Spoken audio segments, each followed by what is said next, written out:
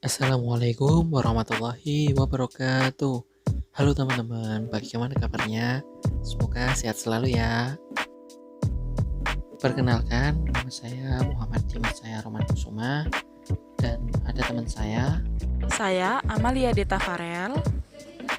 dan juga ada. Saya Ahmad Aulia. Nah, jadi pada kesempatan kali ini kita akan bersama-sama membahas tentang dua jurnal dengan tema regulasi belajar atau self-regulated learning. Nah, jadi apa sih yang dinamakan dengan regulasi belajar itu?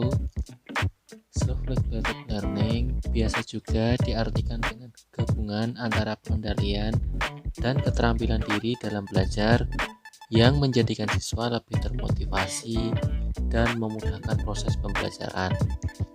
Karakteristik dari self-regulated learning sendiri bertujuan untuk memperluas pengetahuan, sehingga individu memiliki strategi untuk mengelola emosinya dalam memonitor tujuan belajarnya, menyesuaikan, dan mampu mengevaluasi hambatan yang mungkin timbul dan diperlukan adaptasi.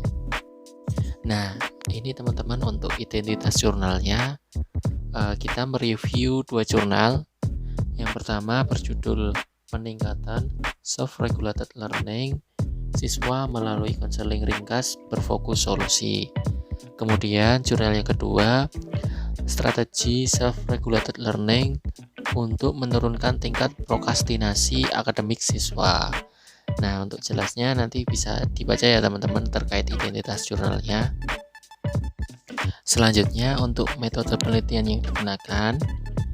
Dalam jurnal yang pertama, pendekatan yang digunakan peneliti adalah pendekatan kuantitatif dengan desain penelitian eksperimen yang di dalamnya terdiri dari satu kelompok saja. Kemudian untuk jurnal yang kedua, pendekatannya juga menggunakan pendekatan kuantitatif. Dengan metode yang digunakan peneliti adalah kuasi eksperimen, yaitu penelitian yang membandingkan dua kelompok sasaran penelitian. Nah, untuk kriteria subjeknya sendiri, dalam jurnal yang pertama, siswa kelas 8 SMP Muhammadiyah Turi yang dipilih dari hasil pretest menggunakan skala self-regulated learning sebanyak 3 kelas yang berjumlah 65 siswa. Kemudian untuk jurnal yang kedua, populasi dalam penelitian ini merupakan siswa kelas 11 IPA tahun pelajaran 2015-2016 yang jumlahnya 82 siswa. Untuk sampel penelitiannya berjumlah 68 siswa yang dibagi menjadi dua kelompok. Untuk kelompok yang pertama adalah kelompok eksperimen sebanyak 34 siswa, di mana mereka diberikan strategi self-regulated learning, dan 34 siswa lainnya merupakan kelompok kontrol yang tidak mendapatkan strategi self-regulated learning. Yang selanjutnya adalah asesmen dari jurnal yang pertama. Nah, peneliti di sini melakukan pretest pada siswa di SMP Muhammadiyah Turi Sleman dengan hasilnya menunjukkan bahwa ada 14 sekian persen itu memiliki tingkat self-regulated learning yang tinggi dan 52, sekian persennya memiliki tingkat self-regulated learning yang sedang, dan kemudian 61 persennya memiliki tingkat yang rendah. Nah, dari hasil pretest tersebut itu menunjukkan bahwa hasil belajar siswa-siswa tersebut itu belum optimal, di mana siswa itu mempunyai kemampuan rendah dalam meregulasi dirinya. Begitu. Sebab itu di sini peneliti melakukan suatu prosedur intervensi. Nah, di sini ada tahapannya. Yang pertama adalah membina hubungan atau building rapport.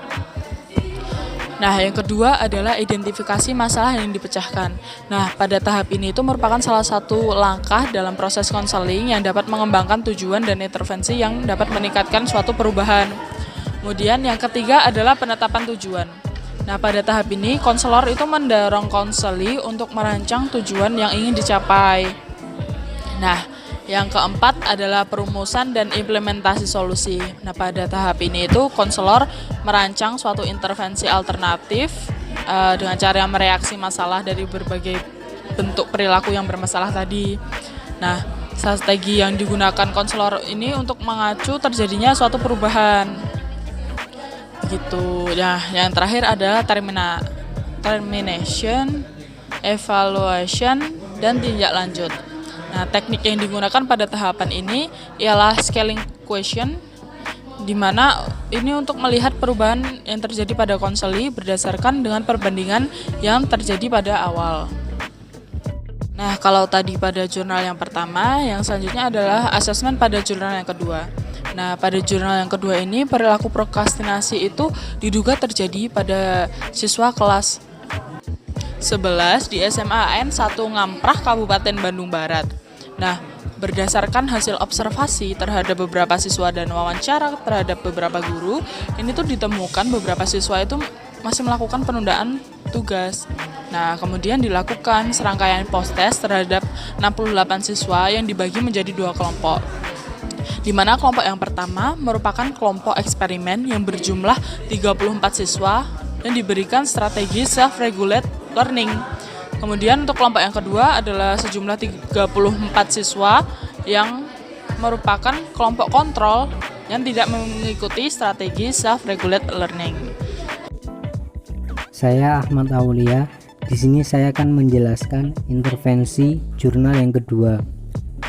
Strategi self-regulate learning dalam penelitian ini adalah suatu bentuk pelatihan yang diberikan kepada siswa kelas 11 SMA Negeri 1 Ngamprah untuk mengatur diri dalam belajar. Strategi self-regulate learning yang diberikan dalam penelitian ini berupa pemberian materi, diskusi kelompok, latihan, dan games. Adapun materi dalam pelatihan terdiri atas pemahaman prokrastinasi, strategi regulasi diri dalam belajar, goal setting, dan time management. Selanjutnya yaitu hasil penelitian. Dari jurnal yang pertama, self-regulate learning pada siswa terbukti meningkat setelah diberikan treatment layanan konseling ringkas berfokus solusi dengan format konseling individual. Sedangkan dari jurnal yang kedua, tingkat prokrastinasi akademik siswa kategori sedang sebesar 79% dan pada kategori tinggi sebesar 20%. Berdasarkan hasil penelitian bahwa strategi self-regulate learning dalam penelitian ini terbukti efektif untuk menurunkan tingkat prokrastinasi akademik pada siswa. Selanjutnya yaitu diskusi kelompok. Nah, di sini saya akan menjelaskan kelebihan dan kekurangan dari masing-masing jurnal.